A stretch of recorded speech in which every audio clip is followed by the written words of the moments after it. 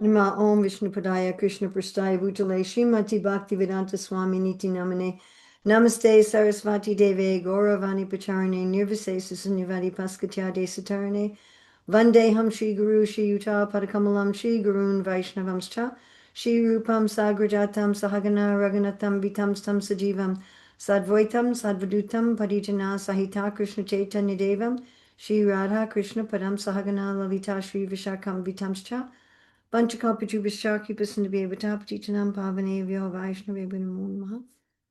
it's December 23rd, 2025, online class for Pakistan, right? Yes? All right. And we're looking at Isopanisad. We're actually not looking at the invocation, although that's what it says on the slide. We're just going to be doing texts 1 through 3, though we will refer briefly to the invocation a few times. So what is the Isopanisad? So Isha means a supreme controller, and Upanishad means to sit near a spiritual master to learn. Upa means near, Ni means down, Sad means to sit. And there are 4 Vedas, the Rig, Yajur, Sama, and Atharva. Sri Upanishad is part of the Yajur Veda. Yajur means instructions for performing sacrifice, and Veda means knowledge.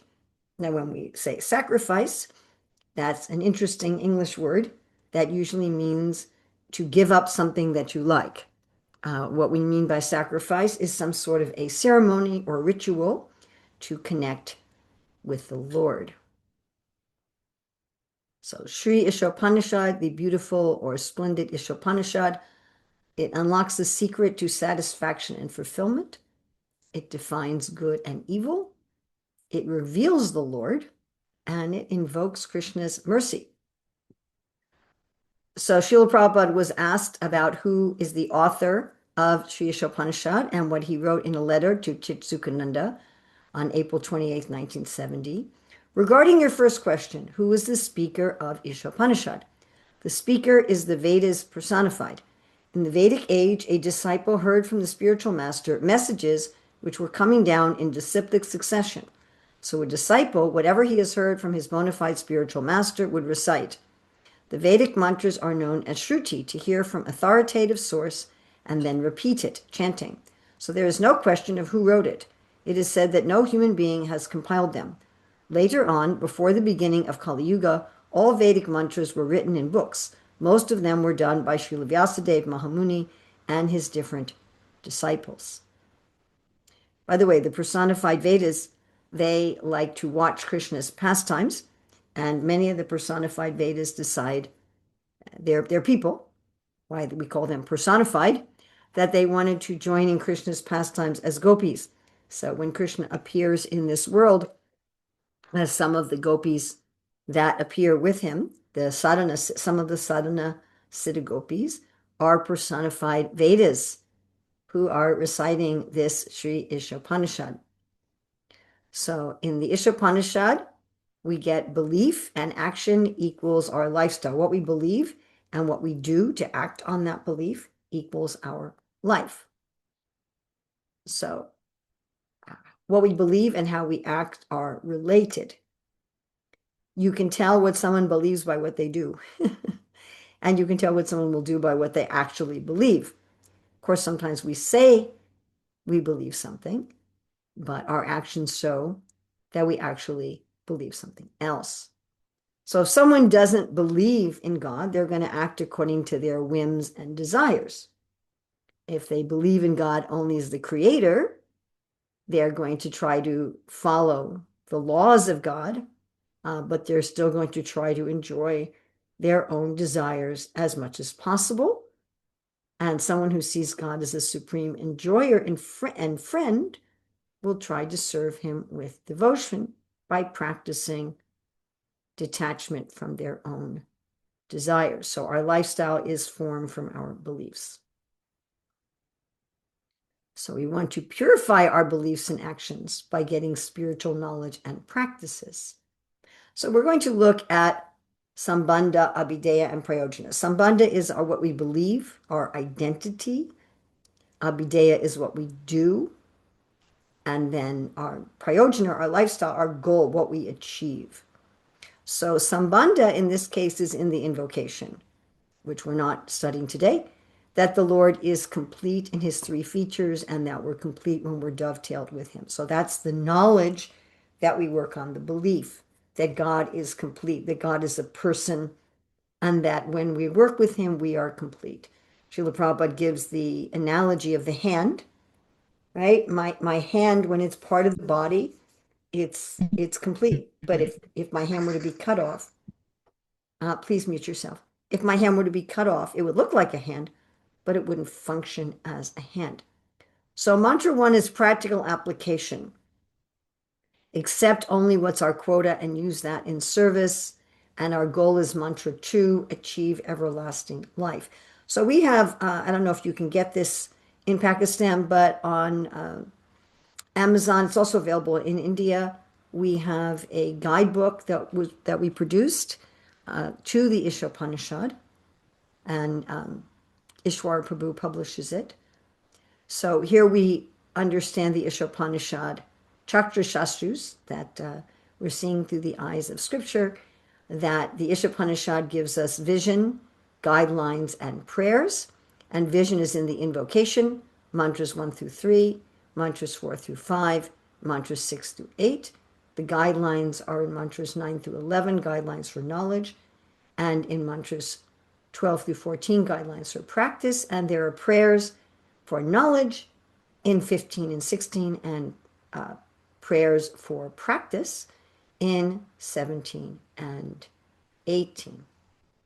So what we're focusing on today is the vision section. We're focusing on this part of the vision section. So the invocation, Om Purnamada Purnamidan, it gives us the principle of completeness. Mantra 1 tells us, what do we do with that? So we have a principle, we have an understanding. How do we put that into practice? Mantra 2 is when we put it into practice, what good things happen? Mantra 3 is if we don't put it into practice, what bad things happen? So what we believe that God is complete. We believe that when I'm connected with him, I am also complete. Okay, mantra 1. Isyavasyam idam sarvam yatkincha jagatyam jagatena twaktena bunjita madgridha kasaswiddanam. Everything animate or inanimate that is within the universe is controlled and owned by the Lord. One should therefore accept only those things necessary for himself, which are set aside as his quota, and one should not accept other things, knowing well to whom they belong. So, Prabhupada talks about how a laborer who's making something, when the laborer is finished making the thing doesn't belong to the laborer. It belongs to the person who supplied the ingredients and who paid the laborer, and that person is controlling the situation. Everything belongs to that person.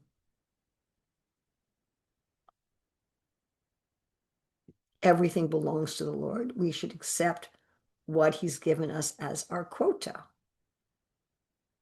Only the Lord is actually the proprietor of everything.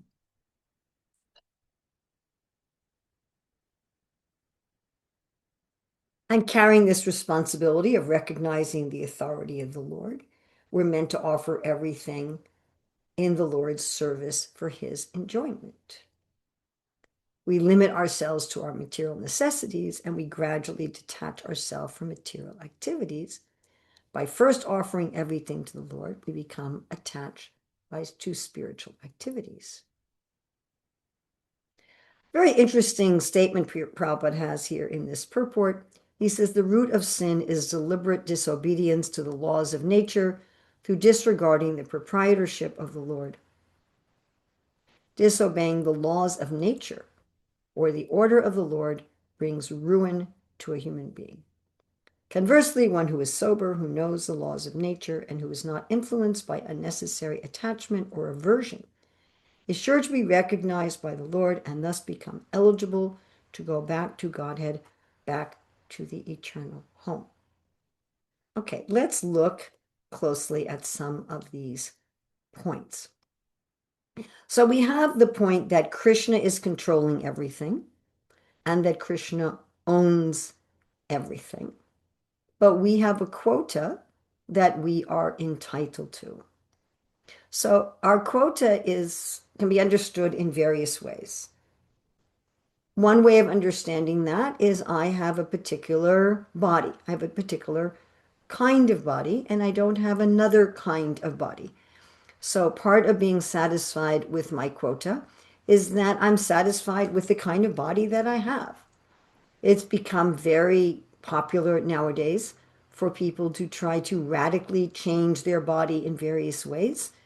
People are now trying to, on a gross level, change the gender of their body. Of course, we have examples in the Shastra of people changing their gender through subtle Vedic science, which, of course, is not right now available to modern doctors.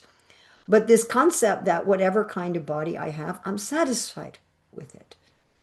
I'm not hankering, oh, I wish I had a nose like that person. I wish I had hair like that person. I wish I could fly like that bird, or whatever my particular body and its particular limitations and particular talents. I'm satisfied with that. I don't try to encroach on what somebody else has. I don't have envy or jealousy of what somebody else has. Being satisfied with my quota also means I don't try to take something from somebody without their permission. I don't try to steal. It's kind of the essence of not stealing. If I'm not satisfied with my quota, then I will try to steal something from somebody else. Or I may try to, maybe if I'm not going to grossly steal and end up in jail, I might just try to manipulate somebody into giving me something that they don't want to give. Somehow I'm wanting what belongs to someone else. I'm wanting what is not mine. I'm wanting what I cannot achieve through honest means. So this concept applies not only to physical things, it applies not just to, I try to manipulate you into giving me your car or something, but it also means your time and your energy, your thoughts, your love, your consideration, that I'm willing to accept from you only what you are willingly, happily wanting to give me. And we frequently run into a situation where people are trying to get something from us that we don't want to give. They ask us for, our time, and we give them as much time as we want to give them, and then they keep pressing us to give us more time. Or they press us to listen to them about something that we don't want to hear. Or they press us into emotionally being available to them in a way that we do not want to be. And sometimes we end up feeling obligated or pressured, and we end up giving something that we don't want to give. And later we feel resentful. This is a kind of charity in Rajagun, which doesn't lead to the full benefit of charity. So, how do we be satisfied with our quota in terms of other people's time, other people's energy, other people's consideration? One way is to realize, as Srila Prabhupada says in the preface to Nectar of Devotion, that everything we're doing is to try to enjoy some kind of rasa. Everything we're doing is to try to enjoy some sort of pleasure. Everything we're doing is to try to meet some sort of need of ours, right? We have a need for, basically for Satchidananda, because that's what we have naturally as a soul. So I want Sat, I want life, and I want a sense of security. I want a sense of safety. You can say I need a sense of safety. Chit, I need knowledge. I need understanding, communication. And Ananda, I need relationships, which means things like appreciation and respect, trust. So often I'll try to force, again, other people to give me these things. But I can stick to my quota by saying, okay, well, I have some need as a soul for Ananda, which means I have a need for relationships. I have a need for connection, for trust, for consideration. And if this person isn't willing to give me that, how else can I get it? From where else can I get it? Ultimately, we're going to get our needs fulfilled only from Krishna. But if I have the mentality that I don't require any jiva, any living entity, to give me what I want or to meet my needs or to fill me with the kind of pleasure that I want, then my dealings with others are on the platform of freedom and respect. As Krishna says, that the devotee has no need to depend on any other living being. If the Lord is the controller and proprietor of everything, then even if another living entity is meeting my needs, even if another living entity is giving me what I want or what I need, or fulfilling my desire for various types of pleasure, really it's being done by Krishna through that jiva. That living entity doesn't have the capacity to give me what I need or what I want or what uh, fulfills me unless Krishna allows them to, unless Krishna fulfills them to, because he's the controller and he's the proprietor. So if some living entity doesn't willingly, joyfully want to share something with me or give me something or provide something for me, then Krishna has an infinite number of other ways that I can achieve that. I don't need to depend on getting something from another jiva.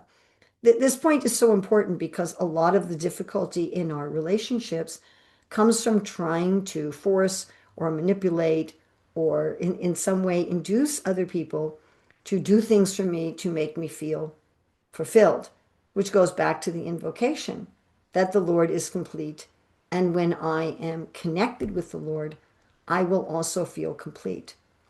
We can think of our quota also as something that is a recurring theme throughout all of the Shastra, throughout all of Srila Prabhupada's books and instructions, but seems to be not so much adhered to in our devotee society.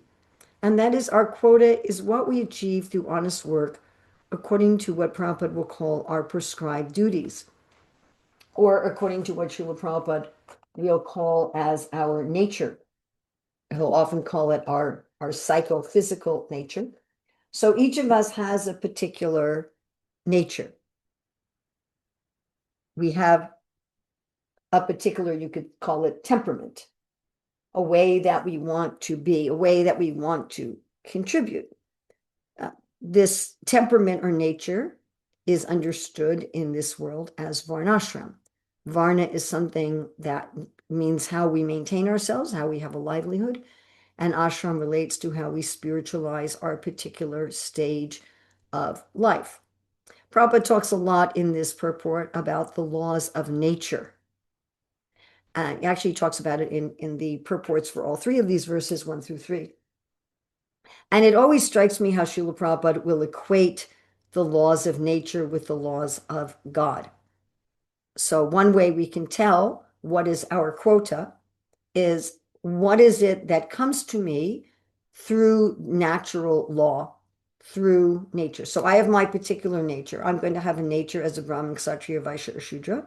So if I have a nature, let's say I have a nature as a Vaishya, so I'm going to want to expand wealth for the world. I'm going to want to give the world food or fiber or construction materials or the raw materials for medicine, or maybe I'm going to want to increase the wealth of the world directly through money. If I have the nature of the Kshatriya, then I'm going to want to make sure that people are safe, that people are protected. I'm going to make sure that people have their necessities of life on a big scale, water and electricity, places for parking, healthcare, education. If I have the nature of Sudra, then I'm going to make sure that everything in the world is functional, that it's clean, that it's beautiful, that people have inspiring pleasures through art, through entertainment, through sports, uh, through basic care of the body, maybe in health or in beauty or something of that nature. If I have the nature of Brahmana, I'm going to want to make sure that people have what they need in terms of education, that people have what they need in terms of guidance and therapy and wisdom and healing on a more wisdom level. So I'm going to have these different natures, and acting according to the laws of nature and getting my quota means I maintain myself through the Varna that is my nature.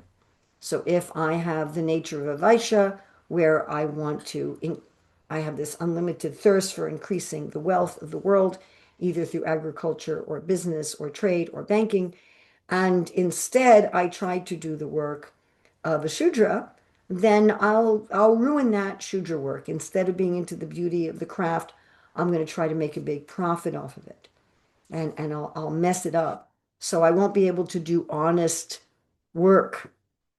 Hmm? And if I have the nature of a Shudra and I want to create, say, beautiful objects, or I want to be in the performing arts, or I want to be in the service industry, and I try to do the work of a Kshatriya, I won't want to run into danger. I won't be energized by danger. I'm going to be more energized by maintaining the status quo. And therefore, when people are in needs of protection, I won't be able to do that. And if I have the nature of a kshatriya and I want to protect people on a grand scale, and instead I do the work of a vaishya, I won't be able to be profit minded. I'll be too generous.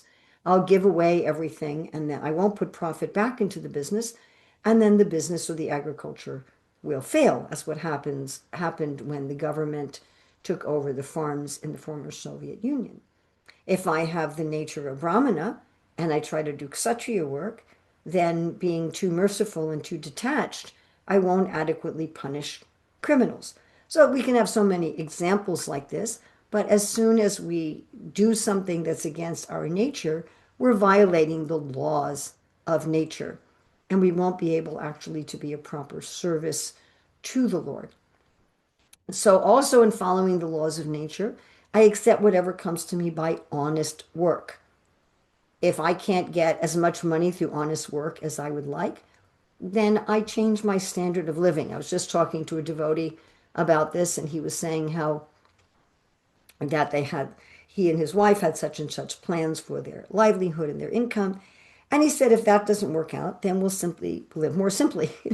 We'll live within our means. Accepting our quota means that we don't go into debt. I mean, sometimes you have to go into debt to buy a home or to buy a car, but that in general, we don't go into debt, that we live within our means, whatever is. So we working according to the laws of nature, working according to our quota, is I see what is my psychophysical nature. I have a job that's in accord with that nature, and then I have a standard of living that I can maintain without going into debt, according to doing 8 hours of work a day, according to my nature. So that's another idea. Working within the laws of nature also means, again, that I don't artificially try to do the work of someone else's body. I don't artificially harm my body to try to do someone else's work. I mean, it's actually quite a simple concept. If something isn't within the laws of nature, then it's not within the laws of God. I mean, one other way we can understand this is sometimes people try to force themselves to be much more productive than they could naturally be biologically as a biological system. People taking coffee and tea to take large amount of caffeine to push themselves very hard so that they can put in more hours and put in more work. And eventually they damage their body by doing this.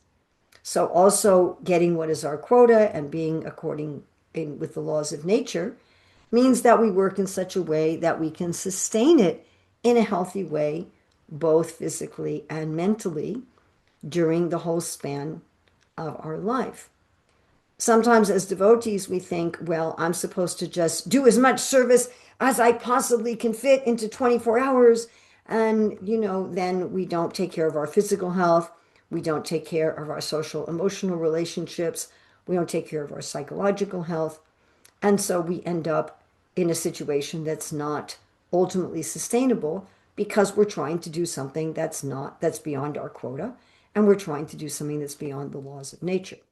I think it's very significant that Prabhupada in this purport says that somebody who's sober, who knows the laws of nature, and who's not influenced by unnecessary attachment and aversion is sure to be recognized by the Lord and eligible to go back to home, back to Godhead. So to have this, who's sober, who knows the laws of nature, who's not influenced by unnecessary attachment and aversion, is going to be favored by the Lord. This point is also made in what I think is a very important verse in the Bhagavad Gita, Bhagavad Gita 264. So I'm sure a lot of you are familiar with Bhagavad Gita 262 and Bhagavad Gita 263, what we often call the fall down sequence, right? By contemplating the objects of the senses, one develops attachment. By such attachment, lust arises. From lust, anger. From anger, delusion, bewilderment of memory, and loss of intelligence. So we all know that when we get really angry, we forget everything we've learned from the scripture. We lose our intelligence and we act very foolishly.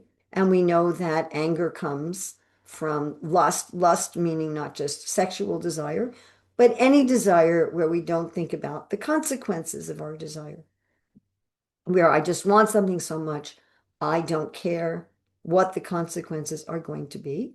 And getting to that point of such extreme desire comes from, first of all, attachment, and attachment comes from contemplation.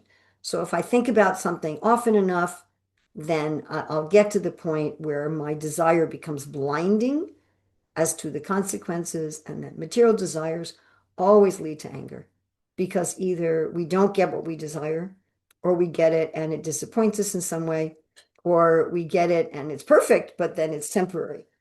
So, in any one of those cases, not getting it, being disappointed, and losing it all bring us to anger. So, Krishna is saying here in the Bhagavad Gita 264, which Prabhupada is echoing in his purport to Mantra 1, that we should be free from attachment and aversion. In 264 Bhagavad Gita, Krishna says that if we are free from attachment and aversion and we regulate the senses, then we'll get Bhagavad Prasad. We'll get, that doesn't mean samosas and pakoras. It means that we'll get the Lord's grace to help us because ultimately we need the Lord's grace. The same point is being made here in the purport that if we get free from attachment and aversion, we'll get the Lord's grace. Somehow or other in our Hare Krishna movement, we would benefit by giving more attention to this concept of being free from attachment and aversion. Being free from attachment and aversion very much puts us in a situation where we will be following the laws of nature, and very much puts us in a situation where we will be satisfied with our own quota. So I should mention that right now, at least in the Western world, I'm not sure in Pakistan, but at least in the Western world, this concept of learning how to become free from attachment and aversion is becoming extremely popular. Now, mostly the people who are popularizing freedom from attachment and aversion are doing it from a Buddhist or a Voidist perspective. But the principle is there throughout the scriptures. All right, what does this mean, becoming free from attachment and aversion? So, all of us have a material mind. The mind is full of various thoughts, things we want, things we don't want, our various stories that we tell ourselves about our life and what's going on in our life. Our body and mind are also full of feelings, of emotions. Now, emotions are interesting materially. Emotions are very related not just to the mind, but also to the body. So, emotions can come from thoughts. I can be having a thought, and then I get a feeling from the thought, right? I have a thought, oh, I think they're making pizza today. And then I can have an emotion of excitement. But it can go the other way, that the body can first see or hear something, and that gives rise to different chemicals in the body. So someone says to me, oh, why did you do this really foolish thing? And then my brain goes, oh no, oh no, oh no, oh no, oh no. This person's angry with me. I'm in danger. I'm in danger. And the brain starts sending out the stress hormones like cortisol and adrenaline through my body, which makes my heart beat faster. It makes my breathing go just shallow breathing. It sends energy to my arms and legs so I can fight or run away. And it stops sending energy to the more thinking parts of my brain. It stops sending energy to my stomach for digestion. It stops sending energy to my immune system to get me ready to fight. And when I feel these changes in my body, I call them by some emotion. I call them fear, or I call them anger, or something like that. And then I can get a thought about the feeling. So the feeling can come first, and then I can get a thought. Oh, this feeling I'm having in my body, that means this and this and this. It means this person doesn't like me. It means that this thing is happening. I can get a thought. So all of these thoughts and all of these feelings are just on the level of the body or the mind. They're not something that is happening to the soul, and they're not real in the sense that they don't have anything to do with me. So what we normally do with our in material life with our thoughts and feelings is we do usually one of three things. We usually agree with them. Oh yes, this is a correct thought. This thought is true. These feelings are good. These feelings are wanted. I should feel these things. It's right and good for me to feel these things. And then we will act on them. We'll say or do something based on those thoughts and feelings. Or we'll say, oh, these thoughts and feelings are not true. They're not good. I shouldn't think this way. I shouldn't feel this way. And we will try to kill the thoughts and feelings. Or we will try to just forget about them, just kind of just go into some escape, you know, watch a movie or play a video game or do something. So we're not exactly getting rid of them, but we're just trying we're trying to run away from them. We're trying to kill them. We're trying to run away from them. So we generally in attachment means that I think yes, these thoughts and feelings are good and they're right and I should act on them. And aversion means either I try to kill them or I try to run away from them. So attachment or aversion, either of those things actually functions against the laws of nature. Because when we have attachment to our thoughts and feelings, or when we have aversion to our thoughts and feelings, either one of those responses puts chemicals in our body and changes the way our body works that will actually affect our health in a bad way, our physical health in a bad way, our mental health in a bad way, and damage our relationships with others. One of the ways we can tell what is and is not the laws of nature is by the effects. If I do something and it causes disease, or it causes mental anxiety and mental pain, or it damages my relationship with other people, whoa, that can't be according to the laws of nature. And if I do something and it makes me physically healthy, mentally healthy, improves my relationships, well, that's probably according to the laws of nature. And therefore, it would be something that would be the way that Krishna designed the universe. So I give this example all the time, like the room that I'm in. So there's a door right there, right? There's a door, and you guys can't see it, but there's a window over here. And then you can see the wall behind me. So if I want to get in or out of my room, I have to go through the door. If I try to go through the wall, well, this wall is part of another building. So if I tried to go through this wall, I think I would just die or get really injured. If I tried to go through the wall in front of me, that's also a heavy duty concrete brick wall. I think I'd get really injured. If I tried to go through this window, I would definitely have to break a lot of glass and get really injured. I'm on the ground floor, so I wouldn't fall and hurt myself, but it would definitely be painful. Whereas if I go through the door, it's very easy. So this material world is designed so that if we follow the laws of nature, it's like going through a door. And if we're breaking through the laws of nature, it's like trying to go through walls and windows. And breaking the laws of nature, again, means trying to get something that's not my quota. Actually, the thoughts and feelings of this body are not my quota. They are they're part of illusion. So to become free of attachment and aversion means I don't give in to those thoughts and feelings, nor do I try to kill them or run away from them, but rather I just see them as, oh, this is part of Krishna's energy. The Lord is the controller, the Lord is the proprietor.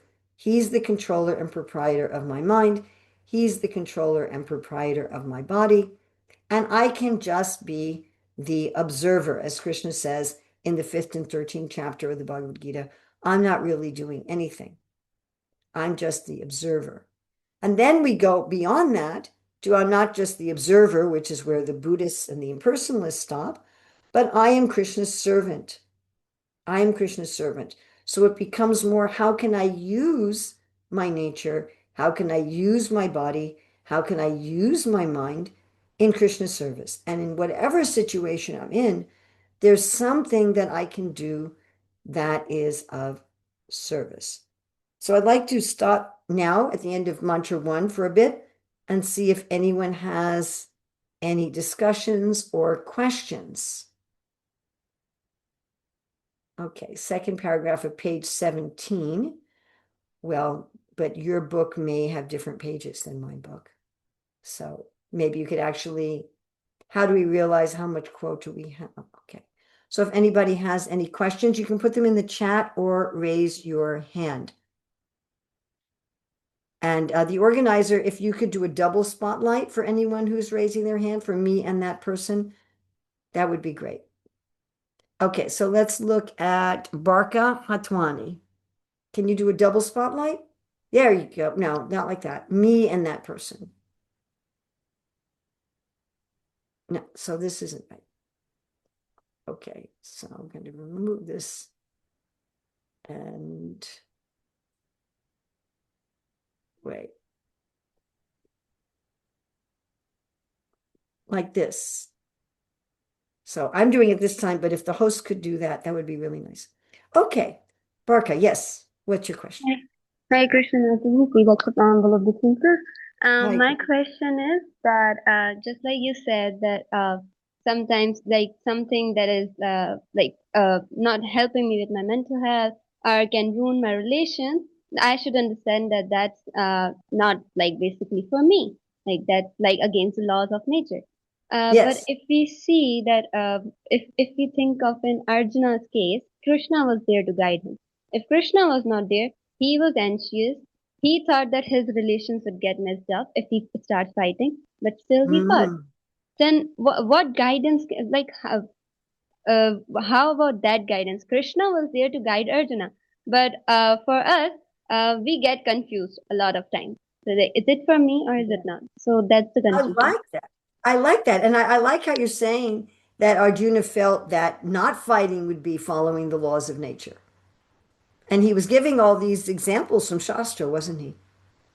And he was giving all these logical, good logical reasons that he had to respect his elders, Yeah, not that he fighting. had to make sure the women's protectors were not killed on the battlefield, that he shouldn't be greedy for a kingdom at the cost of the lives of others, that if he got this kingdom, he wouldn't have anyone to enjoy it with, that he would be miserable anyway because all the people he'd want to enjoy with would be dead, Yeah. you know, that he'd be like, and and a lot of that actually happened. Like Yudhisthira really had a hard time enjoying the kingdom because so many people died. And, he finally had to talk to Bhishma about it because he felt so guilty. Like, how can I enjoy this kingdom at the cost of all these people's lives? So, there was a social disruption, in fact, from the war. There always is from the war.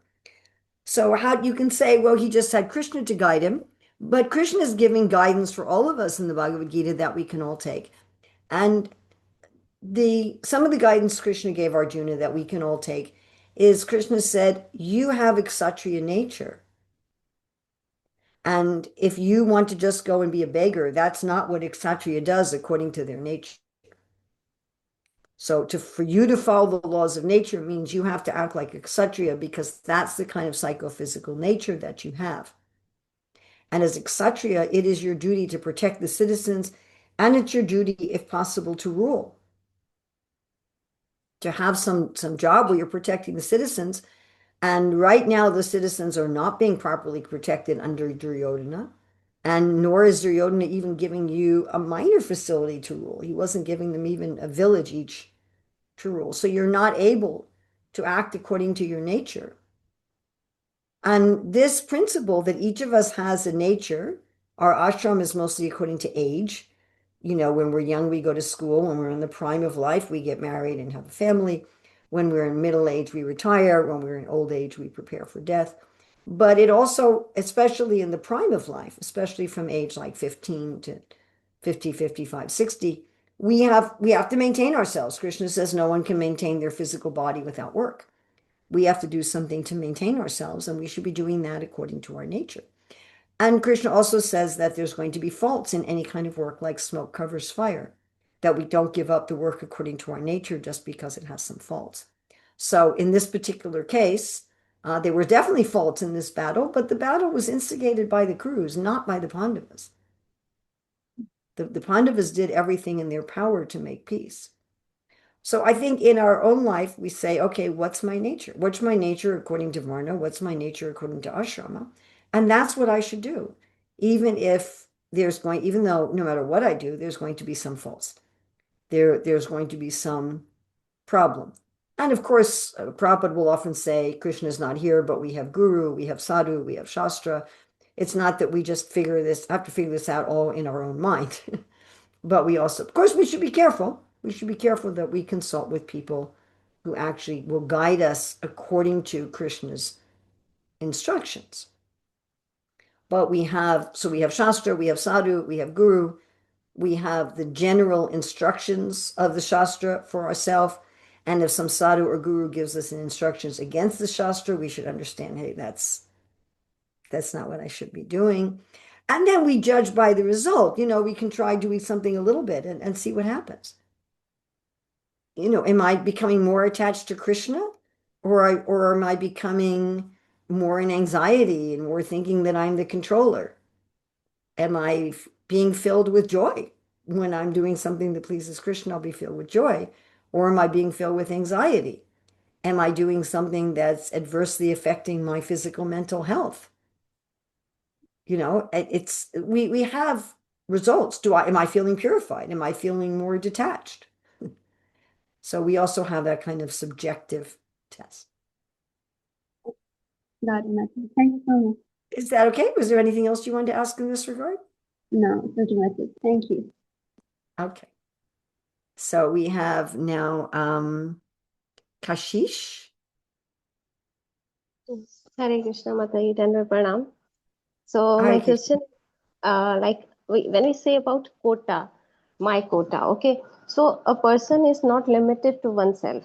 If I am saying about myself that I have enough, I have everything enough for myself, but when my family or my children is dependent on me and they have some desires, so should I put some more effort for my life for giving fulfill their desires, or should I Hmm. just think that this is my quota and should not put more effort for that?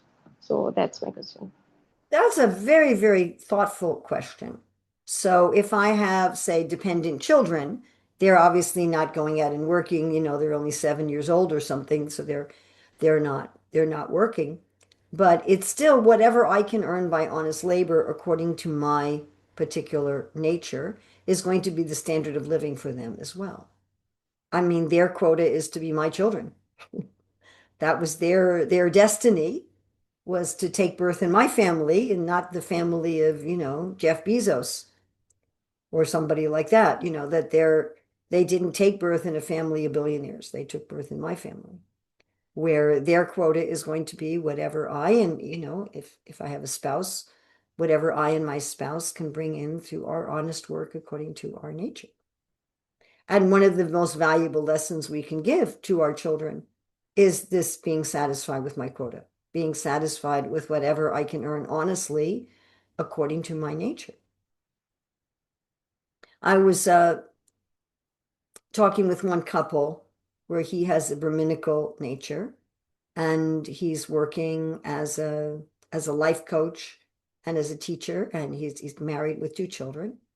And he was saying that his wife also works, and he was saying that his wife was not satisfied with their living facility. She wanted a bigger living facility. But he was saying that in order to get a bigger living facility, he would have to approach his work more as a business, more in the mood of a Vaishya.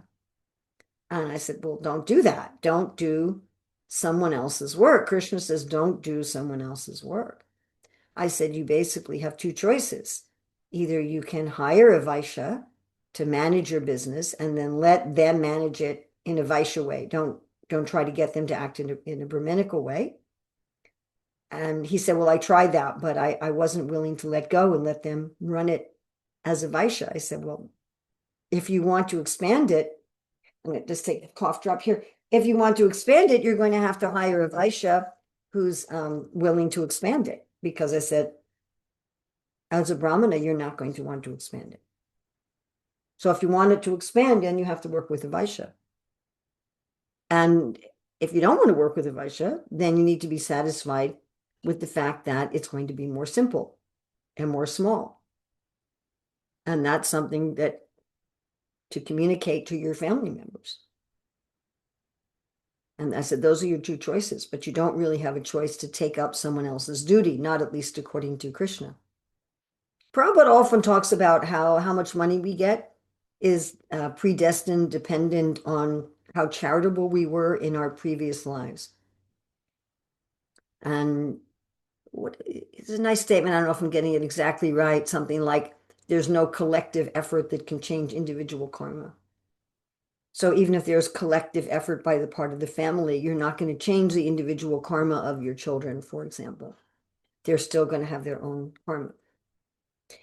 There is a lot of empirical evidence that if we're more charitable in this life, we can increase our finances in this life. Of course, charity can be not just money. You can also be charitable in your time. You can be charitable as a volunteer. You can share your expertise and your time. But if you want more prosperity, become more of a giver. Because we have prosperity according to how much we were givers in previous lives and in this life. But I do think it's also a very important thing to train our family members to be satisfied with our quota. This is what I can earn through honest living. And I think our being satisfied with it has a lot to do with it. Now, of course, if you have a child who has a Kshatriya or a Vaishya nature, those natures tend to be very expansive. They have to be expansive. The 11th canto says that the Vaishya nature is never satisfied. Srila Bhaktisiddhanta Saraswati comments that they're always thirsty. So if we have a child like that, and then to encourage them once they get to be old enough, I mean 10, 11, 12 years old even, to start doing some work according to their nature where they can exhibit that expansive tendency. Does that answer your question, or did you have something more you wanted to say on that? Thank you so much, Mataji. And one more question. Do our thoughts have karmic reaction? As we say that we can't control our thoughts. So do they have the karmic reaction? Not in Kali Yuga. However, how we respond to our thoughts does. How we respond to our thoughts and feelings has reactions for ourselves in our own body, and also reactions in my dealing with others. But the thoughts and feelings by themselves, no. We can give up attachment and aversion to the thoughts and feelings on their own. Okay, it means like how we react to our thoughts, it depends on that. Well, again, I have 2 main ways of reacting to my thoughts and feelings. One is to get attached to them and to act on them, to believe them as true and good and act on them. Another way is to consider them untrue and evil and to either try to kill them or run away from them. That's karma and vikarma. And in another response is akarma. I have nothing to do with these thoughts and feelings. on the material level. Let me focus on Krishna. Let me turn my attention to Krishna. I don't have to try to get rid of the thoughts or run away from them, nor do I need to indulge them. I can simply kind of ignore them, just be the observer and go to service. Thank you. Thanks so much, Mataji. Sure. Hare Krishna. Okay, next we can take Krishna Priya, Sri Radha. Hare Krishna. Hare Pronouns. Krishna. Mataji, I have a confusion from the purport. It is like mentioned that if the sin originates or the root cause of a sin, if a jiva or if somebody forgets the proprietorship of the Lord or disobey the laws of nature. So Well, it why says some deliberate disobedience to the laws of nature through disregarding the proprietorship of the Lord, is which is a very so interesting sentence. sin originates from this. So why it seems like that this is universal, like as soon as jiva touch the external world, and it seems like that already he forgets that forgetfulness of the Lord proprietorship. It seems like it is universal as soon as jiva comes into this material world. And also in the purport it is mentioned that peace, there will be no peace in the community. So from the origin, it seems like there is a pre-planned something. So why is it like that? If I just want to understand that. Hare It Krishna. sounds like you're asking me one of the main questions of religion as to why is there evil? It seems the world is kind of predisposed towards evil and sin. Is that what you're asking? No, I want to ask why the jiva is exposed to that forgetfulness. That Because they we forget want to. because we want to. That's why. It's quite simple. Okay, Mataji. I mean, it's Eko Bahunam Yovidadati Kaman. Krishna's fulfilling all desires. So if I want to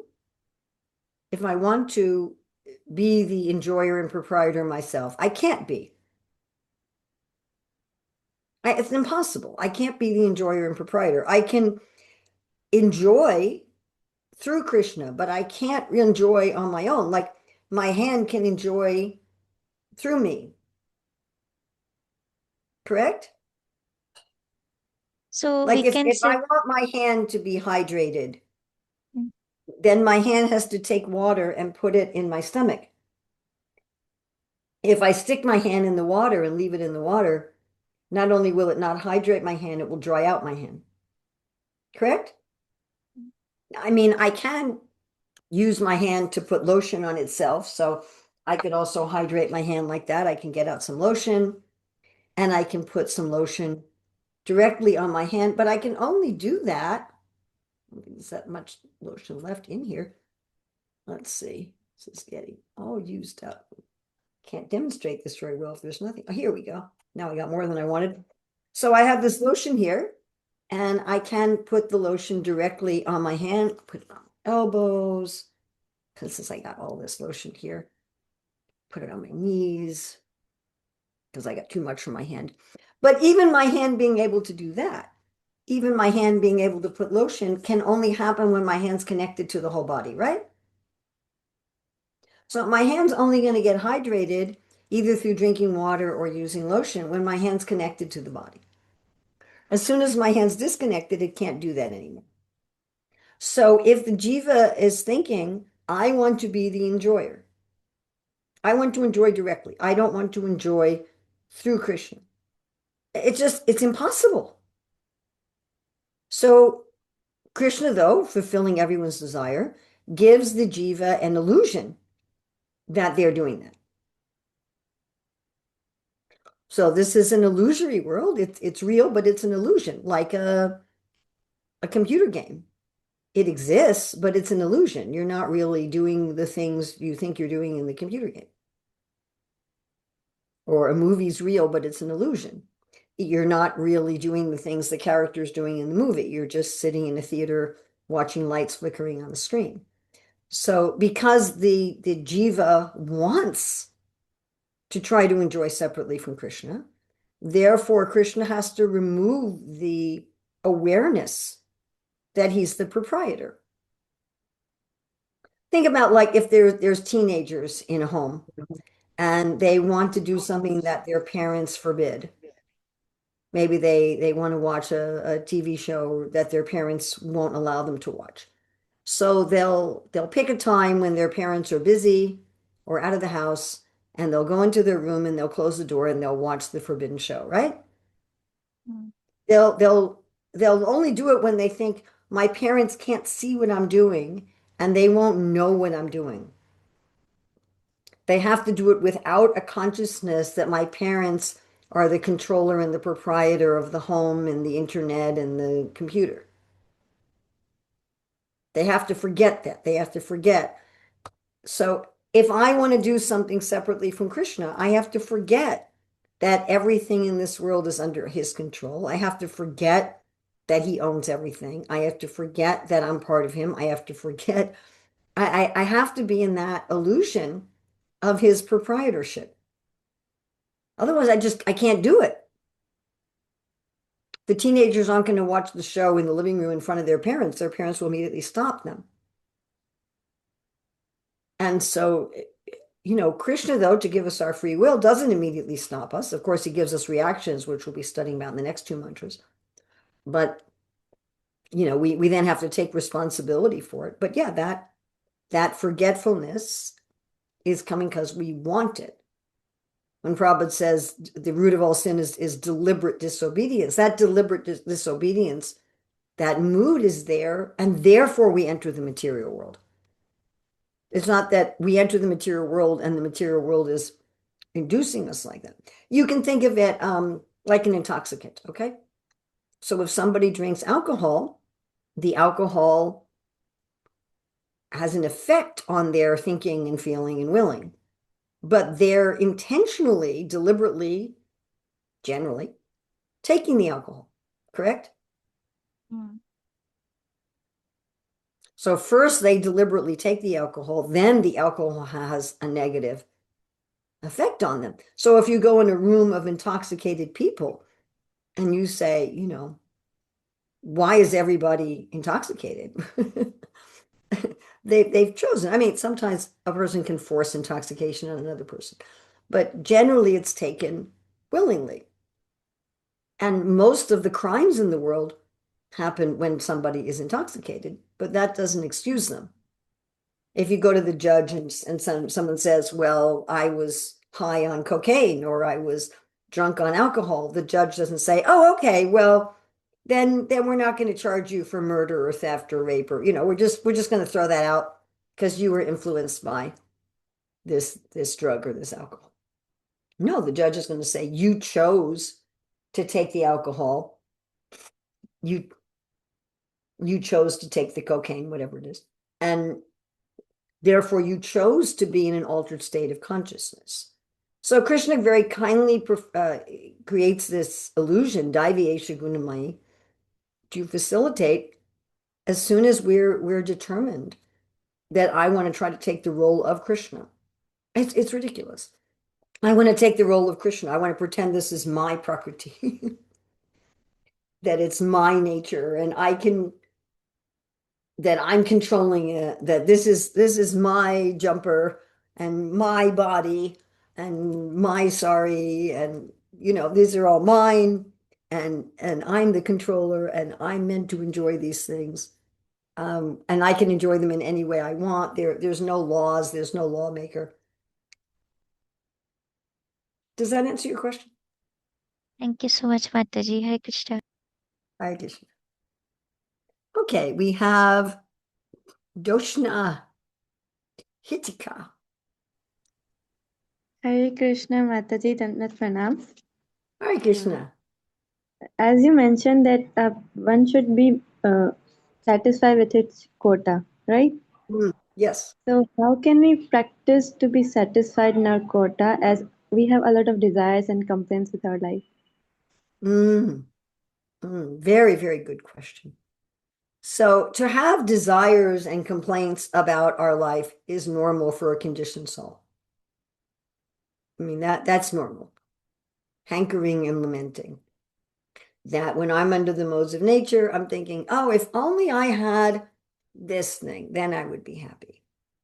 if only I had this a little bit bigger house, a little bit better phone, a little bit prettier nose, a little bit something, that then I would be happy, right? Like I have this really thin, wispy hair and it never stays where I put it. And it doesn't matter how much stuff I put in it and how many clips I put in it. It's always messy. And, I can see women who have this gorgeous, thick hair that always does what they want it to do. And then I can think, oh, if I had hair like that, I would be happy. Of course, when I talk to people who have hair like that, they complain about their hair. They say, oh, my hair's too thick. Oh, my hair's too curly. My hair takes 2 days to dry after I wash it. Right? We have a tendency like that. We have a tendency to think, if only I didn't have this thing, or if only I did have this thing, then I would be happy. And that, of course, takes us from one birth to the next. I'm meditating on thick curly hair, so then I have to get a body with thick curly hair next time. Or I'm meditating on, I wish I was more outspoken, or I wish I was more shy, or I wish I was more this or more that. Then we have to take another birth to experience them. So if we look at that situation objectively, we'll see that even the people who have everything that I want, or who don't have everything I want to get rid of, they're also hankering and lamenting.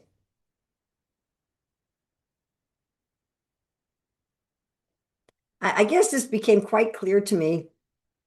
So I was 23 or 24, and so our second child was, my son was about 24. Our second child was about a year old. And I was going out with the ladies on book distribution regularly. My husband was watching our daughter. Our oldest son was in the Gurukula. So he was watching our daughter, and I would go out on book distribution.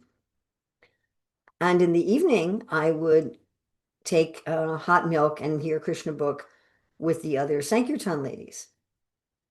And so one day, our daughter started chanting Hare Krishna.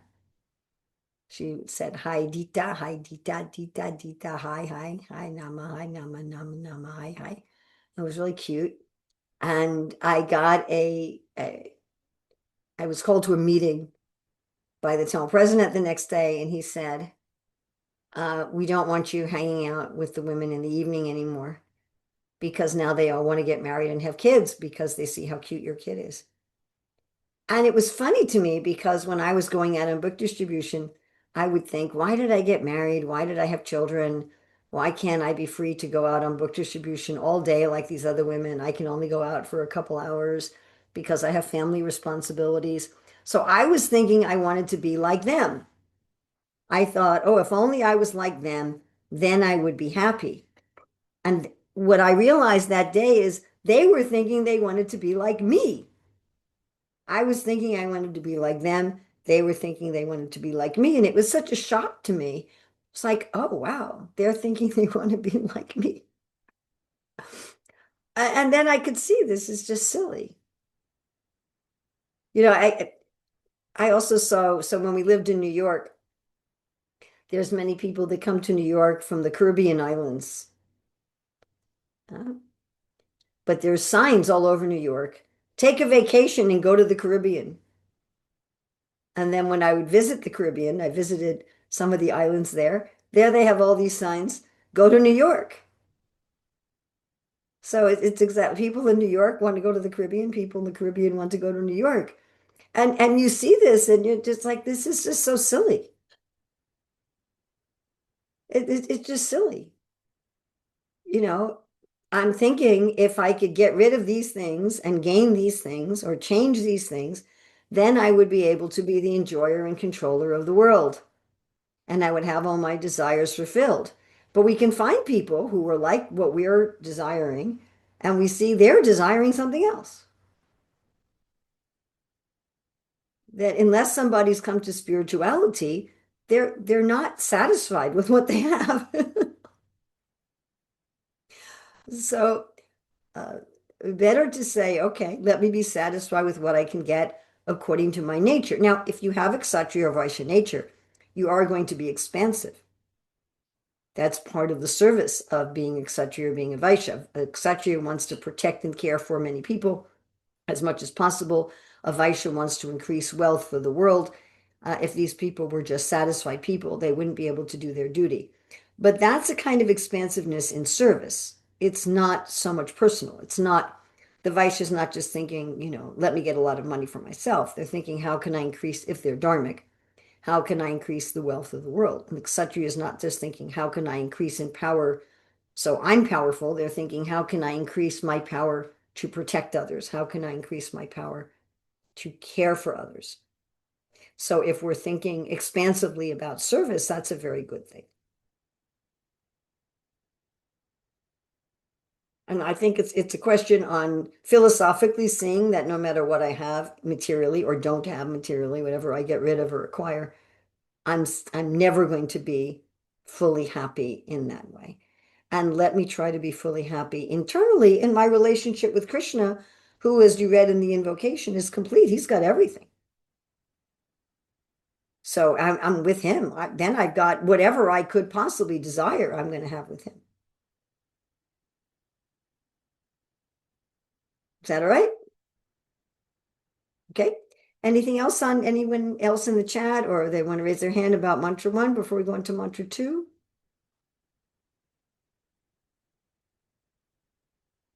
I think mantra 1 is one of the most important verses, of course, the invocation also. Krishna Priya Sri Radha, yes, you thought of something else. Mataji, I have a question. Yes. Oops. There you go. Yes, what's that? You're muted. Okay. Like what kind of nature it should be? Like how we will be able to know that that nature, and we should work on the basis according to that nature. It is a Okay. Well, that's more than I can answer in this class. So I work with another devotee to write a book called Career Dharma, which talks about how we can understand, one second, how we can understand what our nature is. And I give classes on this, and I've certified people who are coaches in this who can help people understand their nature. So we have the book Career Dharma. We have a course at careerdharma.net. We have individual trained coaches who can help people. And I think between the book and the coaches and the course, one can come to this understanding. That's more than I can discuss right now. Right now, I can talk about the principle. I've talked about it a little bit, the 4 different natures, but thank is you, that all right? Mataji. Yes, thank you. Hare Krishna. All right. Okay, so I'm going to go back to sharing my screen. Is it back? Can you see the PowerPoint again? The same thing? Can you see the same PowerPoint again? Eh, It's definition of good and evil, Mataji. Yes. Okay, Yes, great. ma'am. Fantastic. Okay, so let's go to mantra 2. Kurvan eva hakarmani jijivisek chitam samaha evam twai nanyate tosti na karma lipyate nare.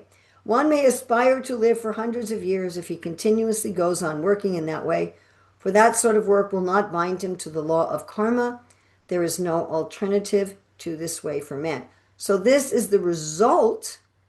This is the result of our working according to the laws of God, being satisfied with our quota, being detached from attachment and aversion, and using everything in service.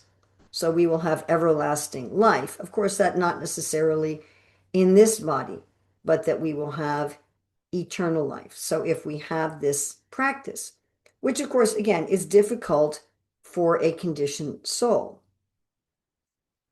So what's happening is we're taking body after body because we're not following the laws of nature and we're not recognizing Krishna's proprietorship.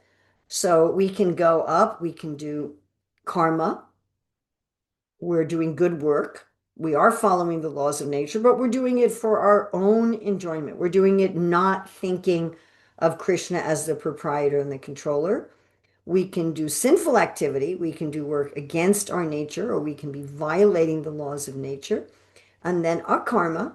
Akarma means that we're doing work according to the laws of nature, according to our nature, accepting just our quota to please the Lord, to serve him in some way. I'm using my nature not just to get something for myself piously, but I'm using my nature to please the Lord. Bhagavad Gita 4:17 also talks about karma, vikarma, and akarma. So if we control our material will, then we're going to have freedom to exercise our spiritual will. So we can do karma. Karma, we can do pious activities and say, okay, Krishna, I'll give you the result, but I'm doing this primarily for my own satisfaction. And a karma, every step of the way, we can be thinking, how can I be of service in this moment? How can I be of service in this moment? How can I be of service in this moment? And we shouldn't do anything to violate the laws of nature or to try to unjustly get something that's not our quota. So offering the results of karma to Krishna is karma yoga. Where karma yoga, I'm thinking about my own salvation. I'm still identifying with this world. I'm still thinking I'm a man, I'm a woman, I'm a this, I'm a that, I'm the other thing. And Prabhupada says there's no harm in becoming a family man or an altruist, a socialist, a communist, a nationalist, or a humanitarian, provided that one executes his activities in relation with Ishavastya, the God-centered conception. So we find most religious people in the world, they're aiming for this sort of life. They're aiming kind of like for demigod life.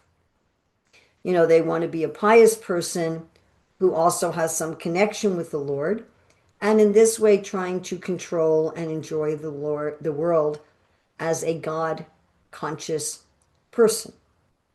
This is doing service with material desires and with material identification. So I'm thinking, I am a Vaishya, I am a Shudra, I am a man, I am a woman, I'm a Pakistani, I'm an American, I'm an Indian, and I'm going to work in that capacity for Krishna. Now, that's a lot better than sinful activities. But higher than that, akarma is where I'm thinking, I'm a servant of Krishna. Externally, I may be a Shudra. Externally, I may be a woman. But actually, I'm a soul. I'm a servant of Krishna. And I'm doing this activity to please Krishna at every moment. So I want to please Krishna not just by the final results of what I'm doing, but I want to please Krishna in this moment, in this moment, in this moment, in this moment, in this moment. Everything I'm doing is for service, though externally, I'm going to have some various designations. So karma is I'm following the laws of God because I have respect to God, but I still think of myself as a proprietor and owner of the world. And akarma and vikarma is I'm just breaking the laws of nature, doing whatever I want to for my own enjoyment. And akarma is, yes, I'm doing my roles in the world. I'm acting according to the laws of God, but I'm doing it just to make Krishna happy. Because I am Krishna's servant, I don't actually have any of these other designations. Okay. Any questions or discussions on mantra 2? You can also put questions in the chat if you like. I mean, I think mantra 2 is important in that that Prabhupada is not saying that everybody has to live like in a temple ashram. You know, you can do things in the world as long as you do them in Krishna consciousness. So we have one in the chat. How can we know our limits according to a karma? So I think this is, you know, we talked about this a little bit with mantra 1. So we have the regulations of Shastra. What can we do? What can we not do according to our particular nature? We have the instructions of saintly persons. We should have the guidance of a spiritual master. And then we also judge by the result. So then I judge, okay, well, Is this thing I'm doing, is it damaging my physical health? Is it damaging my psychological health? Is it damaging my dealings with others? Is it bringing me real happiness, genuine happiness, real joy? Is it bringing me peace? Is it bringing me purification? So we have those sort of objective and subjective standards. Kashish, yes. Yes, Hare Krishna, Mataji. Mataji, I want to say that we all are just part and parcel of Krishna. So Krishna is present in everyone's heart. So when a person is doing a karma, means a thing that should be avoided, why Krishna that time don't just say him inside that don't do this, this is wrong. Like why that person don't stop that time? Hmm. Hmm. There's one place in Bhagavad Gita where Prabhupada says that Krishna is giving guidance for a person to go to the heavenly planets or go to hell, depending on their own desire. If Krishna doesn't facilitate all kinds of desires, then there couldn't be free will, because I couldn't execute my free will completely independently. Because Krishna is the controller and the proprietor, he has to facilitate all kinds of free will. Does Krishna let us know that things are bad? Yes, of course he does. And all over the world in different religions, there's shastric injunctions about what to do and what not to do. And they're pretty similar, at least the general instructions. The specific ones are quite different, but the general ones, don't lie, don't steal, don't kill, worship the Lord. I mean, these kind of things are the same, at least in all the major religions. I mean, maybe there's some weird minor religion that tells you to kill people, but in general, in all the major world scriptures, the big general instructions are the same. Again, details may be completely different. Like the details of how to pray and when to pray and exactly what to pray is going to be different. The instruction to pray is going to be the same in all the world's religions. And as far as I know, all human beings, or almost all human beings, take birth in some situation where there's some kind of religious system. I mean, maybe there's some remote Amazonian tribe that has no religion. But in general, human beings have some access to what should be done and what should not be done. And there is agreement on the basics of what should and should not be done in every culture of the world. So I think we all know that. And then there is super soul in the heart. He does give directions. Of course, if we habitually violate his directions, then we won't hear him very much. It's like if you regularly sleep through your alarm, after a while you won't hear it anymore. And you can't say, well, why isn't my alarm ringing? It is ringing. Sometimes like I have an alarm that has kirtan on it, and sometimes it can just become part of my dream. I'm just dreaming that I'm in a kirtan and I don't hear it. So if we become habituated not to hear the super soul, then no matter what he's saying, we're not hearing him. But Krishna also is giving directions for people to do sinful things if that's what they want to do. Again, because there wouldn't be any free will otherwise. You can find directions on Google Maps anywhere, to anywhere. If you go to Google Maps and say, I want to go to the liquor shop, it's not going to say, sorry, we don't give directions there. So you can find, if you go to do a Google search, what happens when you drink liquor, you'll definitely get instructions not to do it. Correct? Right? But if you say how to get to a liquor shop, it'll tell you. So I think it's the same way. Krishna will give you instructions. Don't take intoxication. But if you insist, he'll say, okay, well, if you insist, this is where you can go to find some. Because again, otherwise there's no free will. Is that okay? Thank you.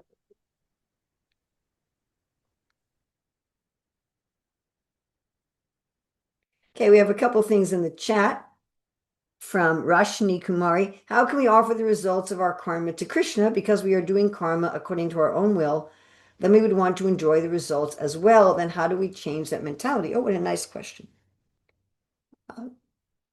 So I think, in our family, let's say you work really hard and you get good grades in school. So you enjoy that, but your parents also enjoy that. You show your marks to your parents and they enjoy it. And you can be working hard in school, not only to please yourself, but also to please your parents. You're offering that result to them. And people often offer the result of their work to society. So you're doing some work that doesn't just benefit yourself, but also benefits society. You're offering your knowledge, your skills for the benefit of society. So one can certainly do that. One can certainly, in karma yoga, one can certainly be doing things because they have their own desires for themselves, but also hoping that Krishna is going to be pleased. Now, in bhakti yoga, one's doing it entirely so that Krishna will be pleased, and one's getting one's pleasure entirely from Krishna's pleasure. So let's say that your friend's having a birthday and you plan a surprise party for them. So your pleasure is going to come from your friend's pleasure. When they come in, and everybody says, surprise, happy birthday. Right? Or we're in our Gurukul here, we're just about to have a teacher's gift exchange as we're on vacation here. We just started a vacation. So, you're getting someone a gift and your pleasure is the pleasure they feel when they see their gift. That's your pleasure. They open up the gift you gave them and they're happy. That is your happiness. Their happiness and your happiness are one. So because we're part of Krishna, if we remember that connection, then we can have that his happiness is our happiness. We don't have a separate happiness. Now keep in mind that Krishna wants us to do work according to our nature. And when we do work according to our nature, that work will also be very satisfying to us. One thing about working according to your nature, it's very easy to dedicate the externals to Krishna because you're so happy with the work itself, because it's like an extension of yourself. If you're doing work that's actually suitable for you, the work itself will be so pleasing on a moment-to-moment basis that whatever money, whatever fame, whatever facility you get from the work, it's very easy to say, Krishna, I hope that you're happy with this. Let me use this in your service, because we're very happy. If we're doing work that's not according to my nature, that will not happen. So if I do work that's not according to my nature, the work itself will not satisfy me, and then I will be much more attached to the results. Okay, so we have another question in the chat from Mehak Mulani. How can you elaborate the term God-centered activities? So if I'm thinking that this world belongs to God, my family belongs to God, my spouse, my children, my home belongs to God, everything in this world belongs to God. Let me take care of these people, let me take care of this work so that it will be in accord with his desire. I mean, let's say you work in an office or for a business. So you're doing your work, but you're doing your work so that the owner or the boss will be pleased because it's their business. It's not your business. You're an employee in someone else's business. So you're trying to please the head of the business. So we see the world as Krishna's business. Now, again, karma yoga is I'm interested in working for my own salary and my own this and that. And I want to please the boss also. In bhakti yoga, my entire motive at every moment is that I want to please Krishna, that everything is done, everything I do is done for his pleasure. Okay, we have Simail Sindhu. Hare Krishna, Yes. Mataji. Pranams. Hare Krishna. Mataji, my question is, if monks leave their responsibility and wander in search of truth, are they performing a karma? If who? What? Can you slow down? Like, if monks leave their responsibilities and wander in search of truth, are they performing a karma? Like they are searching for a Oh, God. very, very good question. It can be. It depends why you're becoming a monk. So if you're becoming a monk because you want to stay like a child and you just want everyone else to take care of you and you just want to be lazy, or you just want to run away from your responsibilities, then no, that actually becomes vikarma. If you're becoming a monk because you're able to be genuinely detached from trying to do anything in the world, then that is a form of akarma. Now, generally, Krishna wants us not to be lifelong monks. Generally, Krishna wants us to do our work in the world for his pleasure. Like Arjuna said, I want to walk away from the battlefield and become a beggar. And Krishna's like, I don't want you to do that. So that depends on an individual. If an individual is able to say, okay, I can walk away from any responsibilities in this world and just focus on prayer and just focus on meditation and like that, that's fine if they can actually do that and maintain that. Or they might do it for some time. They might do it for some time as a young person in training.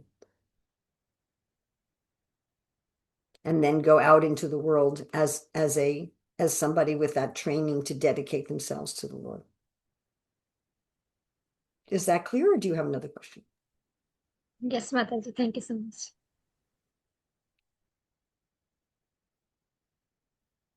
Okay, so we have another question in the chat from Roshni Kumari. Why does this happen that even after knowing that Krishna is the creator, we are still entangled in these material activities? Why it takes so longer to actually realize who we are? You're not going to like the answer to this question. The answer is because we don't yet have full faith that if I actually surrender to Krishna, I'll be happy. I'll get all my needs met.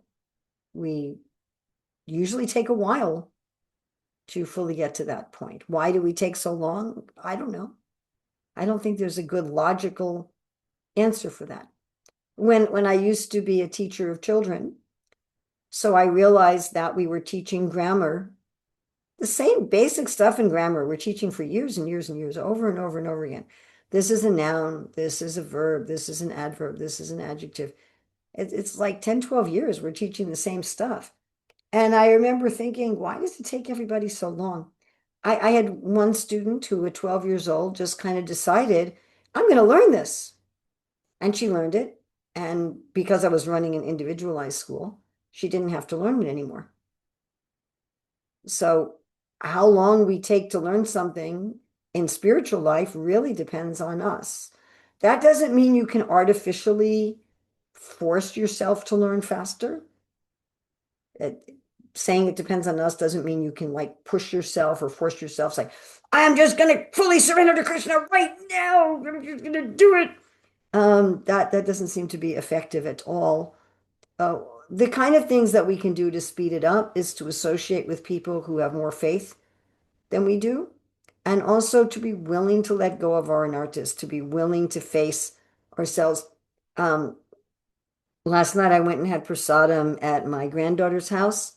So she and her husband have two boys, ages 5 and 7. They're almost 6 and 8. But anyway, so the 7-year-old, he had gone to his brother had something to drink, some juice or something, and he'd gone to his 5-year-old brother and he'd grabbed the cup out of his hand and drunk all of his brother's drink. And so his parents were telling him he had to apologize. So I spent some time with him working on what is an apology.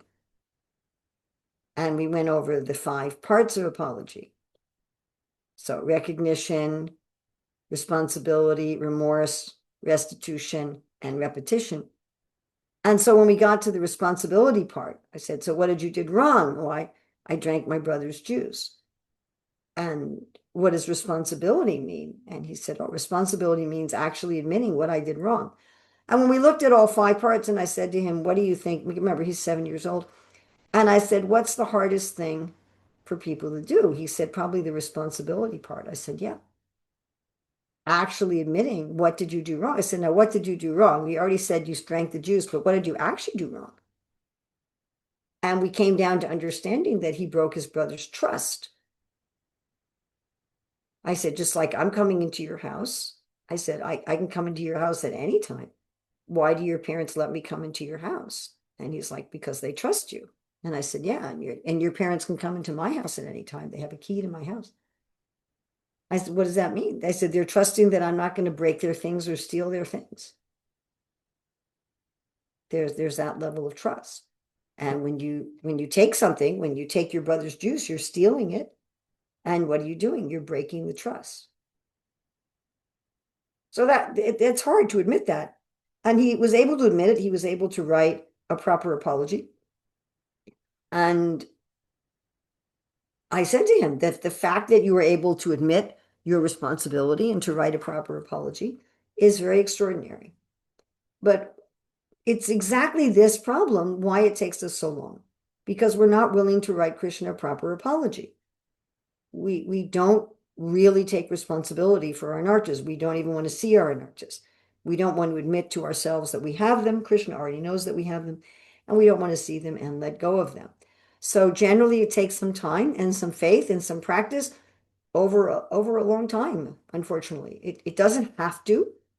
It doesn't have to take a long time. We could, as Prabhupada would say, become Krishna conscious in a moment, but generally it does. Okay, so we have a question here going back to mantra 1. As beginners, how can we apply mantra 1 gradually in daily life without discouragement? I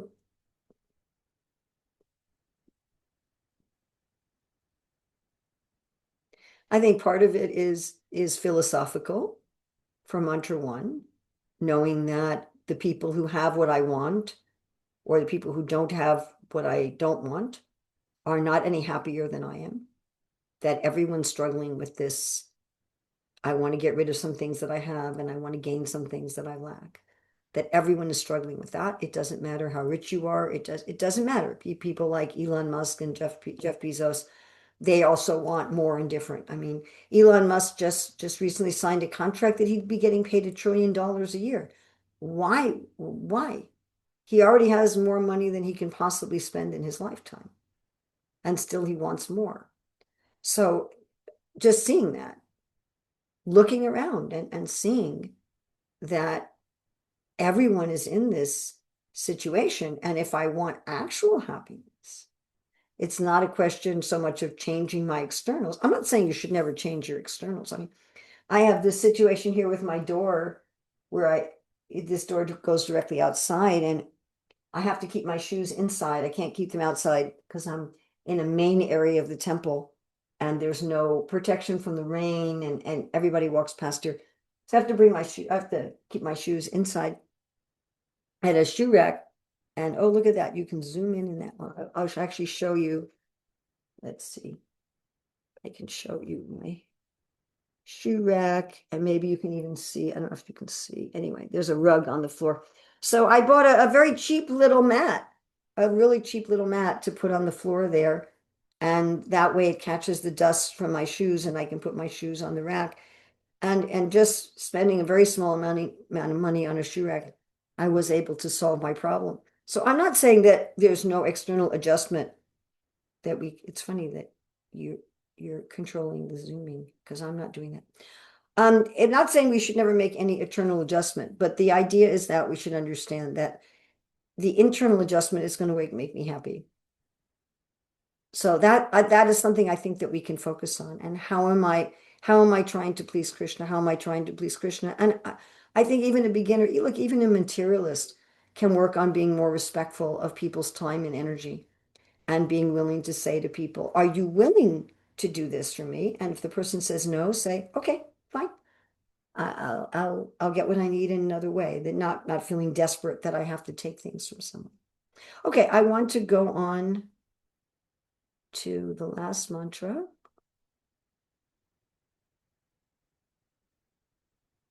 Asurya namate loka anenda tamasamvrita tamste pretya bigachanti ye che chatmahano janaha. The killer of the soul, whoever he may be, must enter into the planets known as the worlds of the faithless, full of darkness and ignorance. So this is what happens when we don't follow the Ishyavasya principle. When we follow the Ishyavasya principle, we get to go to the spiritual world and be happy. When we don't follow it, we have a problem. All right? Mantra 3 says that those who neglect those activities will enter into the worlds of darkness and ignorance. And Prabhupada talks about the value of human life. And if we don't use our human life, we're like a killer of the soul, although the soul, of course, can never be killed. We may have to enter into lower animal births and keep suffering. Prabhupada talks about the suras and the asuras because we have this word asura in the verse. So those who are cognizant, those who are aware of these responsibilities and who work in that spirit are asuras, godly persons. Those who are neglectful or have no information are asuras. We're given facility in human beings. We have a much more comfortable life than the animals. We don't have to live outside in all kinds of weather and grab our food here and there all day. We have a much more comfortable life because our life is more valuable. But if we don't take the spiritual life, we're considered atmaha. Okay, we're going to just summarize this part of Isopanisad.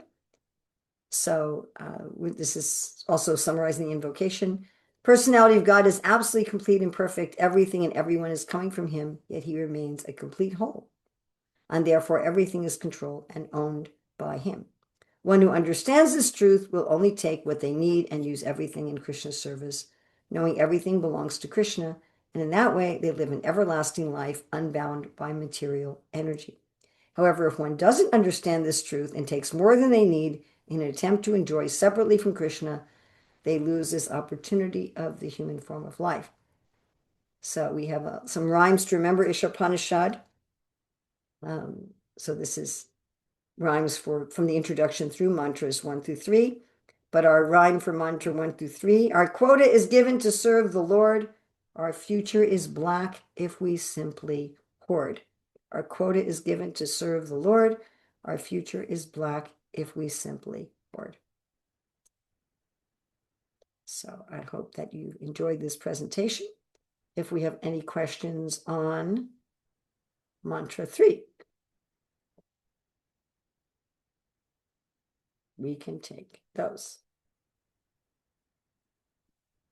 Sura and Asura. So Sura is somebody who's accepts the laws of God, the laws of nature, and works according to them. And Asura is somebody who is trying to go around the laws or break the laws.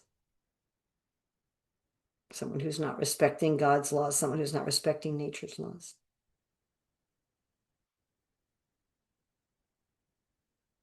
Okay, Barkna. Hare Krishna, Mataji. Mataji, that the thing is that where we work like just like a person who's doing a 9 to 5 job, they be working and working, and they be trying to handle their spiritual life on the side too, like trying to keep a balance.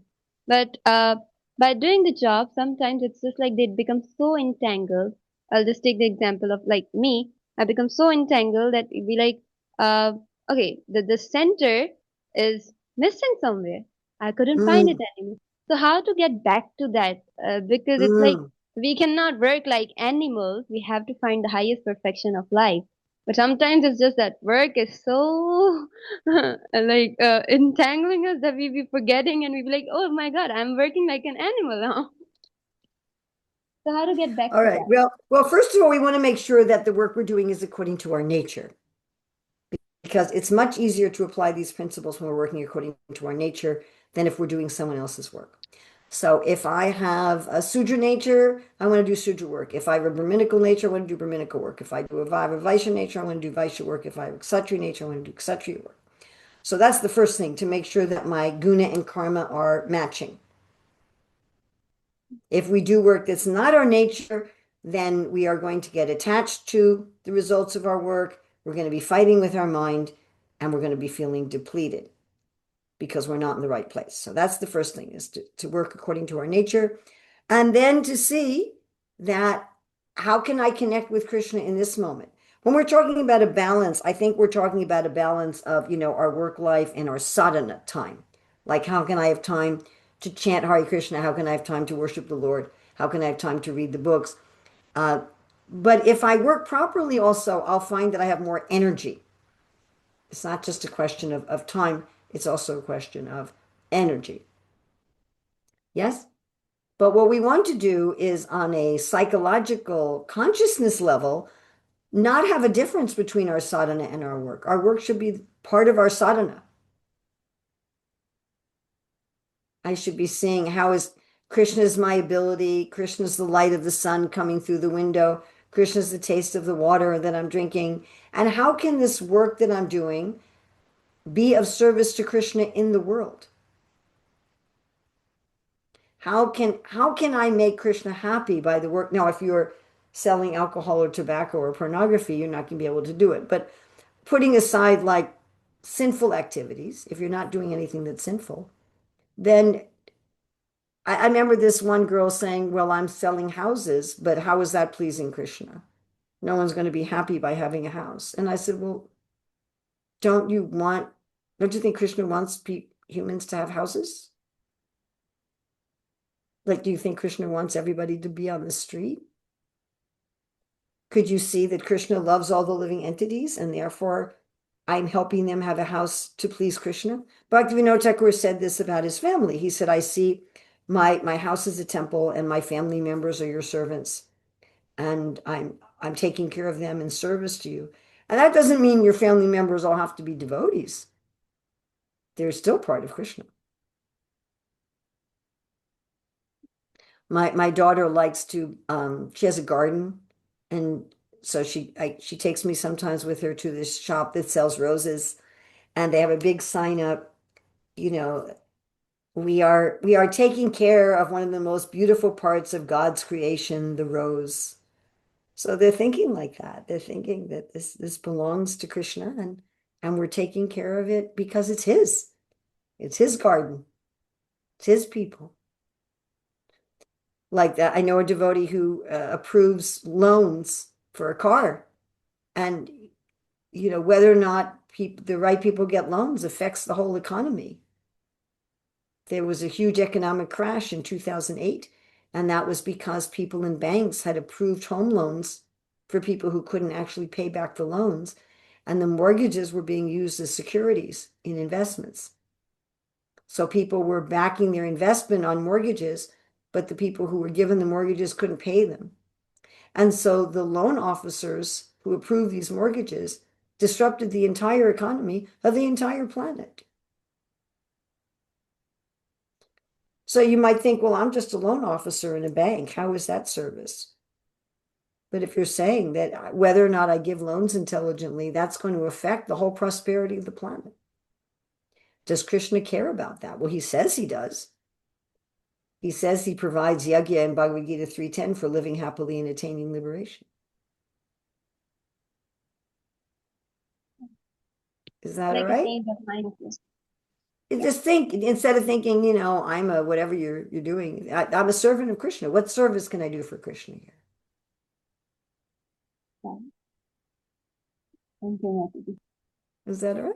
Yeah. Okay, we have a nice question in the chat from Nikhil Mehta. As we discussed, a person should always be satisfied with whatever he is getting, but if he would not be having a higher goal, then how could he grow as a family man? Become some discussions among male devotees is that serving through donations is also very much required through the mission. So if you're a Vaishya or Kshatriya by nature, you are going to be expansive. If you're a Shudra or a Brahmana by nature, you're going to be much more satisfied. So if you have a Vaishya nature or Kshatriya nature, you should be expansive. You shouldn't just be thinking about taking care of your family, because a Vaishya has to feed the world, not just their family. Kshatriya has to protect the world, not just their family. So that expansiveness is also part of your service. As far as giving donations, give donations as a part of whatever you can earn honestly. You don't have to do something dishonest or against your nature, just so you can give donations. And you can also give donations of time. Giving donations of time and intelligence is just as valuable as money, sometimes more valuable. I mean, when I've managed projects, having good people is a lot more important than having a lot of money. I mean, you need money for almost any project, but honestly, good people is a lot more important. If you've got money, you don't have good people, you can't do anything. You have good people without much money, you can do everything. So if you're not making that much money, give some of your time, give some of your intelligence, give some of your talents. That's also a gift. After all, for most of us, unless our money's all from inheritance or something, our money is time. We're getting paid by giving our time to our work. So you can give the money, you can give time, you can give intelligence, you can give direction. There's so many ways that you can give. It's not just money. And if you try to force yourself to act contrary to the laws of nature and to act in a way that's not according to your nature and that's not going to help your physical and mental health, you're putting in too many hours and so forth, then that's going to be charity in the mode of ignorance or passion. And Krishna says that austerities that harm the body are done by the demons. So what's the point of giving a lot of money in donations if I've done it in a way that's opposed to the laws of nature and I've done it in a way that's exceeding my quota? What's the value of that? That's not going to elevate me, actually. It's not just what we give, it's how we give it, how we get what we give. Okay, we have another question here in the chat. When there's a big gap between our expectations, our reality, it creates mental stress. Then what do we do? Oh, you know the answer to that. Modify your expectations. Our only expectation should be that Krishna's my friend and that he's always there for me. That's enough expectation. Don't expect anything else. Krishna's my friend. He's always there for me. He's always guiding me. He's always taking care of me. I may not understand how he's taking care of me. I may not always be able to see how he's taking care of me. Just like children don't always understand how their parents are taking care of them. But that's enough. That you can always expect. Anything else? Who knows? Life is funny. All right, we have Kashish. Yes. Yes, Mataji. Mataji, when we say that according our nature, like you say, sometimes we feel that the life we are living is not according to my nature. So there is no possibility of living according to my nature because I'm not in that favorable condition or in that way. So there is only one way to just satisfy ourselves, that we have to force ourselves to survive in Okay, this so you condition. have a lot of assumptions here. You say there's no possibility. Yes. There may be brief emergency situations where there's no possibility. If you're in the middle of a war, Yes. if there was just a flood or an earthquake. Grasta. So not like that I'm in a war or like. No, I humbly disagree. I mean, you'd have to have some really, really bad karma. Like maybe in your past life, you were forcing people to do things that they hated that wasn't according to their nature. Maybe you were like really evil, but that's rare. That's rare. So because Krishna is saying repeatedly that he wants us to work according to our nature. Krishna is saying that. So because Krishna is saying that, it's his desire. If we make an effort to do that, Krishna will help us.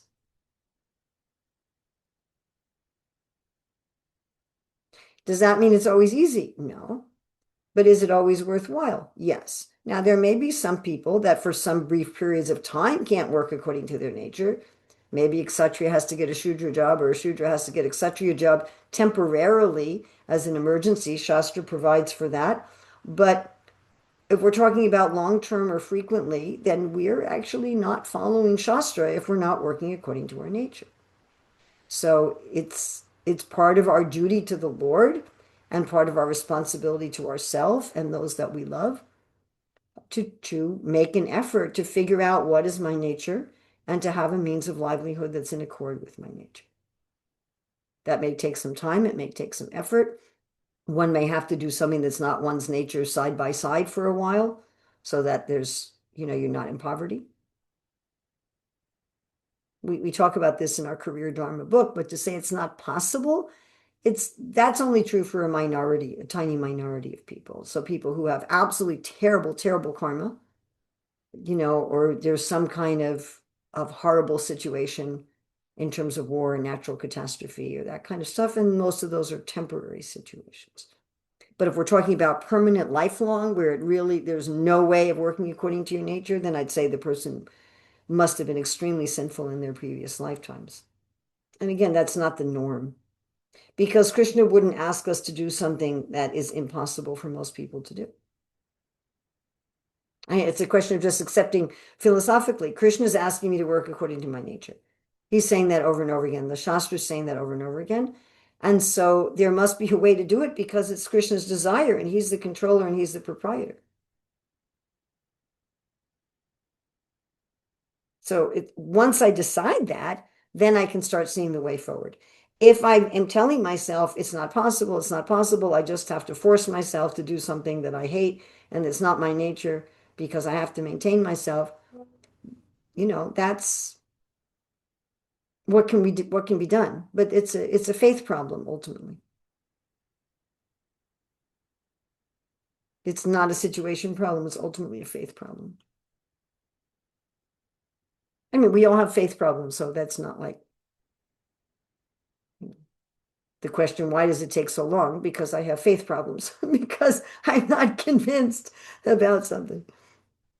So to have a faith problem is common, but that is ultimately what it is. Okay, I'll take one more from Sagar Kadrani. This will be the last one. Hare Krishna Mataji, Dandavat Pranam.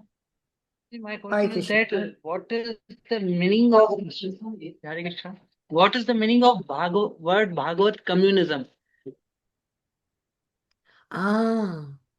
So the meaning of that is that we see that everything belongs to God and everything should be done for his pleasure.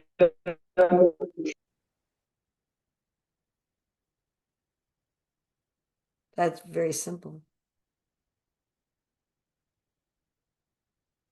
Okay, I could take this one in the chat. How can I make my relationship good with Krishna? How can we be satisfied with ourselves? Because sometimes we trust someone more than ourselves, and when it breaks, then we become so dissatisfied with ourselves. Oh, goodness, that's such a problem. I mean, I've had this problem. Sometimes I trust the wrong people.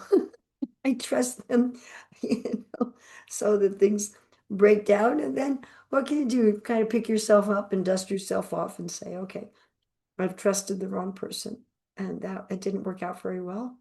And I'm going to do my best going forward. We're all going to do that sometimes. I thank you very much. Anything good in this presentation is from Srila Prabhupada and our acharyas in the Shastra. Anything bad in this I did go almost 2 hours. I didn't think I would do that. Anything bad in this presentation is my responsibility. So please ignore any mistakes and please take the good. Thank you very much. Srila Prabhupada. Jai.